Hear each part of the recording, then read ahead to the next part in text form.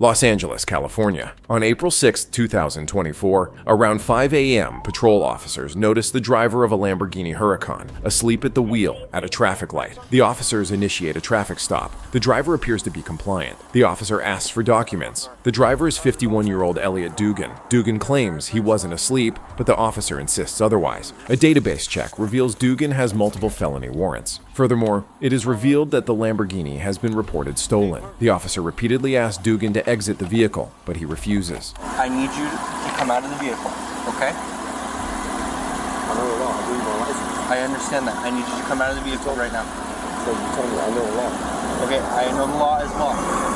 After several minutes of arguing, Dugan makes a fatal decision. He hits the gas, and the pursuit begins.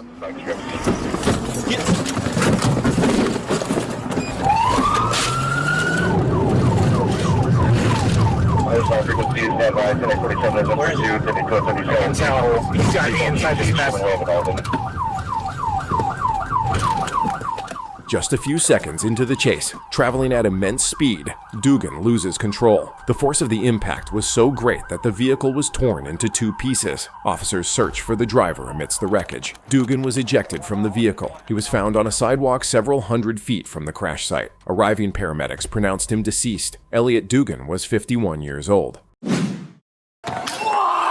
Pinellas County, Florida. Police arrive at the Tradewinds Resort following a report of a fight. They find 50-year-old James Farthing, who had won a $167 million Powerball jackpot just one day earlier. His celebration turned into a brawl after another patron doubted his lottery win. The situation escalates when the other guest attempts to kick Farthing, but instead strikes the deputy directly in the face. Suddenly, another man, believed to be Farthing's friend, confronts the officer.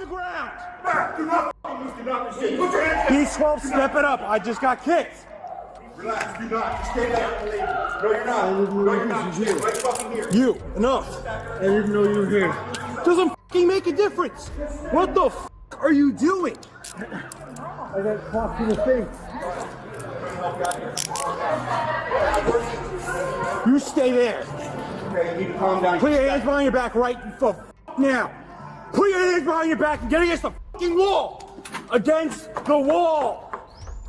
The officer deploys his taser, neutralizing the immediate threat. James Farthing is taken into custody. He faces multiple charges, including battery on a law enforcement officer, resisting arrest, and a parole violation. His 42-year-old girlfriend, Jacqueline Fightmaster, was also arrested for disorderly intoxication. A dream of riches quickly turned into a legal nightmare. Farthing has been released on bond and is awaiting trial. Brooklyn, Ohio. Officer Thomas LaForce stops a vehicle driven by, coincidentally, his namesake, 34-year-old Thomas LaForce. The officer recognizes the driver as a suspect in a recent theft and asks him to step out of the car. The driver hesitates, but the officer insists, assuring him he just wants to talk. But instead, LaForce hits the gas. That's why.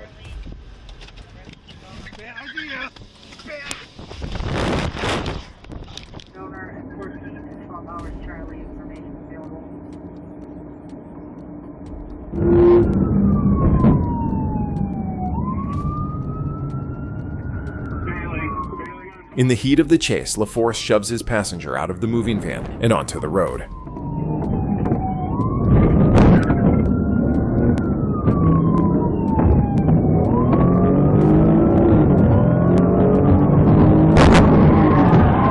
The officer executes a pit maneuver, sending LaForce's van into an uncontrollable spin. The vehicle flips onto its side in the middle of the road. Through the shattered window, officers pull LaForce from the vehicle. He attempts to resist, but is quickly subdued on the ground. Thomas LaForce is under arrest. As a result of the incident, 2 officers were treated for minor injuries. LaForce now faces charges of felonious assault on a police officer and fleeing and eluding.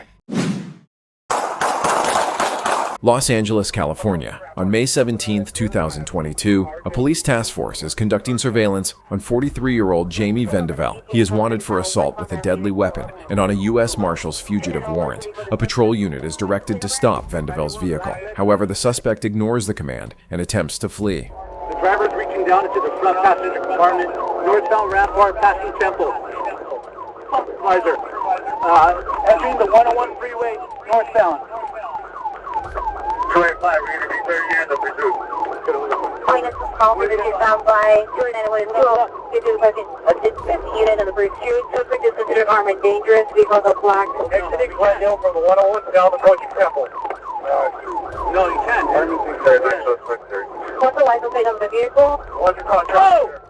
At the intersection of 3rd Street and Union Avenue, Vendevel causes a traffic collision. His stolen vehicle is disabled. The pursuit enters its next phase. Back up, ma'am! Get out! Get out!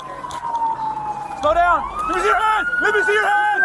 Use your hands! Let me see your hands! Hands your hands up! Hands up! Hands up! Hands up! Drop the gun! Drop the gun! Drop the gun! Drop the gun! Cease fire! Cease fire! Come on, foot pursuit! Drop the gun! Get on the floor!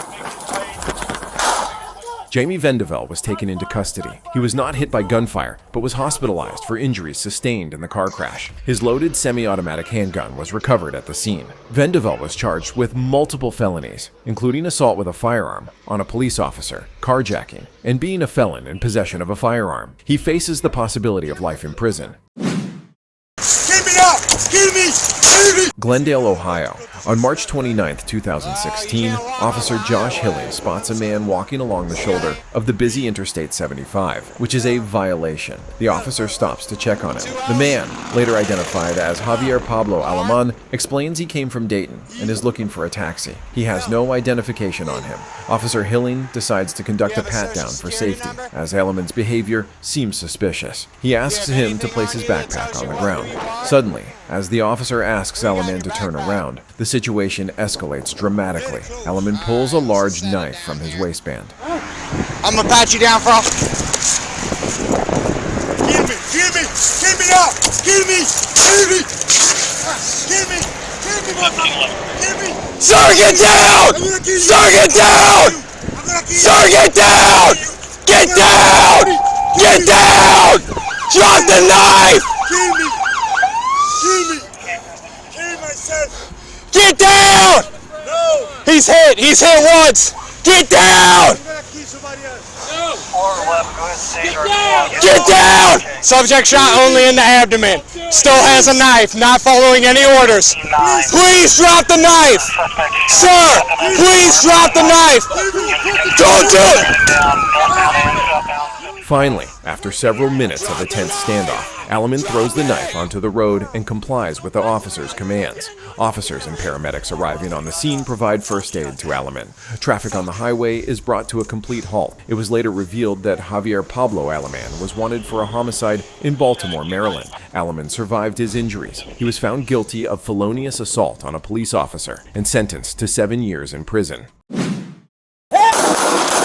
San Pablo, California. On December 15, 2021, a 911 call is received from a store clerk on Market Avenue. The caller reports a man in the parking lot holding a handgun. According to the clerk, the man is acting strangely, removing the magazine from the weapon and reinserting it. The clerk fears he might enter the store. The police stop the red pickup truck. Officers take tactical positions and begin giving commands to the driver. They notice the man's hands are covered in blood. After a brief exchange, the man exits the vehicle holding a pistol in his right hand. He ignores commands to raise his hands. Let me see your hands! Come on out of the vehicle! He's got blood all over his hands. Come out of the vehicle! Keep your hands up! Hands up! Get your hands up! Let me see your hands! Get your hands where we can see them now! Let me see your hands! Put them up! Put them up! Put your hands up! Suddenly, he mimics racking the slide as if preparing to fire and turns toward the officers. 4 officers discharge their service weapons. It would later be determined that the weapon in the man's hand was a BB pellet gun, which fires metal BBs. However, it was virtually indistinguishable from a real firearm in appearance. During the investigation, detectives learned that the man had told a witness of his intention to force officers to use their weapons. Earlier that day, he had sent goodbye messages to his family members. Despite the efforts of paramedics, the man was pronounced deceased on the way to the hospital. The California Department of Justice, in accordance with state law, took over the investigation of the incident. No officers or bystanders were injured. San Jose, California, on May 2nd, 2024, police officers arrive at a hotel responding to a disturbance call. A woman reported that her former partner, 33-year-old Kevin Bryanes, against whom she has a restraining order, is knocking on her door. Bryanes also had arrest warrants and a history of illegal gun possession. Ascending to the 3rd floor, officers encounter Bryanes in the hallway as he walks away from the room's door. Officers ask Bryanes to wait, but he begins to rummage through his duffel bag. One of the officers orders him not to reach into the bag. Bryanes ignores the command. He pulls out a stolen handgun and immediately opens fire while running down the hallway. Is it true? All right, now. Oh, come on, boss. It's. Please. Stop. Hold on.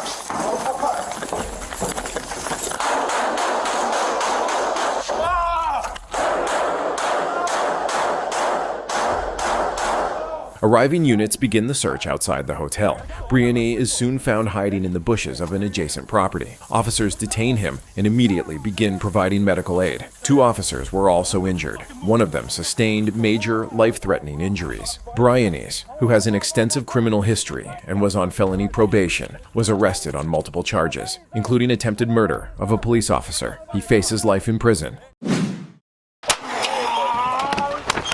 Chicago, Illinois. On July 30th, 2020, tactical officers prepare to make an arrest. Their target is the driver of this white Porsche, which has been reported stolen. The officers move in quickly to surprise the suspect. The police pull the suspect, Lovell Jordan, from the car and take him to the ground. During the arrest, Jordan asks for his handcuffs to be placed in the front, citing 3rd-degree burns on his hands. The officers refuse, but promise to remove them at the station. Officers search Jordan for any weapons. He claims he doesn't have any. Jordan is placed in the squad car for transport to the station. The officers are unaware that he is still armed. During the nearly 4-minute drive to the station, Jordan, out of the officer's sight, moves his cuffed hands to his front and retrieves a concealed weapon. The patrol car pulls into the police station, Sallyport. This is a standard procedure for safely handling detainees. The moment the door opens, Jordan opens fire, striking the officer in the chin.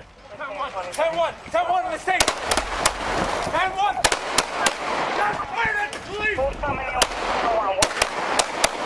fired at the police! Distraction! Tell me Impala! It's me Impala! You okay? Impala! Shot. I know you're shot. Someone ran into a tight entrance. He's still got the gun! Get... Clear. In the aftermath of the shootout, 3 officers were wounded. One was shot in the shoulder and neck, another in the hip, and a third was saved by his ballistic vest. Lovell Jordan, a convicted felon on parole for gun charges, pleaded guilty. He was sentenced to 31 years in prison, shortly after he took his own life in a cell. Hamilton Township, New Jersey. On the night of March 8, 2024, police respond to a call for a domestic dispute. An officer approaches the house and is met by the caller. The caller reports that his partner, 44-year-old Vincent Correa, is intoxicated and acting erratically. A crucial detail emerges. The caller warns that there are firearms in the basement, as Correa is a hunter. The officers decide to enter the home to assess the situation and speak with Correa. Suddenly, Correa appears from around a corner, armed with a rifle.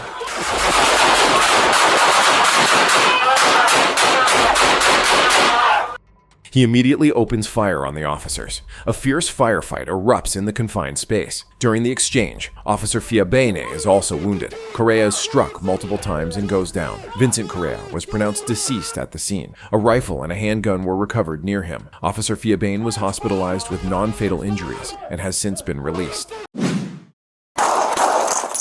Tucson, Arizona. On the evening of February 24, 2024, a troubling call comes into 911. A hotel employee reports a guest who is yelling and waving a sword, alarming other patrons. The caller specifies the man is outside his room on the bottom floor. The hotel's security cameras captured the suspect, 23-year-old Devin Lewis, prior to the deputies' arrival. Responding deputies find Lewis standing outside his hotel room, holding a sword. Deputies initiate dialogue, attempting to de-escalate the situation. Lewis's behavior is erratic, and his statements are incoherent. They're waving the sword and stuff. What's that? I swear I'm not screaming. No, that's fine. I mean, I didn't hear you scream when I pulled up. That's just what the call is Listen to referencing. me now. Listen to me, Holmes. Now you listen to me, dog. Oh yeah. What's going on? Yeah, Listen, what's going on, dude? I'm trying to achieve something. Huh? I'm trying to achieve greatness in katanas. It's not allowed in the United States. Well, I mean, we got people calling. I mean, I'm not telling you not to achieve that. What I'm Listen, saying yeah, is... I'm a hell of responsible. Unless somebody comes at me and is willing to kill me, I'm not willing to kill you. That's how it should be. I agree 100%. But what we're trying to But understand if they are is... willing to kill me, and if they don't accept that they're willing to kill me, No, I mean, that's not the case, man. Like I said, we're here to see what's going on. All right, it's not every day that somebody's out at a hotel waving a katana. You know what I mean? You're what? I'm related to Dionysus and everything. So what are you doing? I'm practicing my way with the katana so I can become better at combat. Are you not able to do that in the comfort of your room? Yeah, leave it there. Defying commands, Lewis suddenly charges at the officers with the sword raised. Responding to the direct threat, Deputy Ramon Morales discharges his firearm. After being struck, Lewis falls. Deputies immediately begin rendering first aid. Despite life-saving efforts, Devin Lewis was pronounced deceased at the scene. No deputies or other community members were injured. Deputy Morales, with 1 year of experience, was placed on administrative leave while the incident is investigated. On February 8, 2024, in Maryville, Tennessee, Blount County Sheriff's Deputy Shelby Eggers initiates a traffic stop for erratic driving. The driver, 42-year-old Kenneth DeHart, claims he was distracted while tying his hair up. The officer instructs him to pull further off the road to a safer location. While speaking with DeHart, 22-year-old Deputy Eggers detects the odor of marijuana coming from the vehicle. Suspecting the driver is impaired, Eggers returns to her patrol car and calls for backup from 43-year-old Deputy Greg McCowan. Deputy McCowan arrives on scene. Both deputies repeatedly order DeHart to exit the vehicle, but he refuses, insisting he has done nothing wrong. After multiple refusals to comply, Deputy McCowan deploys his taser. DeHart screams in pain but continues to resist. Suddenly, DeHart slams the door, draws a weapon, and opens fire on the deputies. Get out of the car now. I'm not doing nothing wrong. Hey, get out of the car. Please. Now. Please, I'm not doing nothing wrong. Get out of the car. Please, can I answer my call? No, get out of the car. Now. Out of the car. I'm not doing nothing wrong. Get out of the Why car. are y'all doing this to me, man? Why are you doing this to me? Get out of the car, man. We got one taser point. I'm not doing nothing wrong. Get out of the car, Kenny. This is not my car. I'm not doing nothing wrong. I didn't say it was your car. Get out of the car, Kenny. Go ahead, hit him. Out of the car! What are you hitting me for, man? Get out of the car! What are you hitting me for? Taser deployed. Get out Get out of the car! of the car, bro. I didn't do nothing. Get out. I didn't do nothing. Get that seatbelt on. Please don't do this to me. You're about to Please. hit it again. You're going to Please. hit it again, Kenny. Please. Hit it. Please stop. Let me talk to my mirror. My I just got tased. You're hitting it again. Both deputies are hit. McCowan falls to the ground. Eggers, shot in the leg, retreats and returns fire as the suspect flees. Passing civilians stop to assist the wounded deputy. A man helps her apply a tourniquet to her leg. Deputy Eggers would survive and be released from the hospital. Tragically, Deputy Greg McCowan died from his injuries at the scene. Kenneth DeHart remained on the run for nearly 5 days. He was captured in Knoxville the day before Deputy McCowan's funeral. DeHart was charged with first-degree murder, attempted first-degree murder, and being a felon in possession of a weapon. 3 other individuals were also charged with assisting him.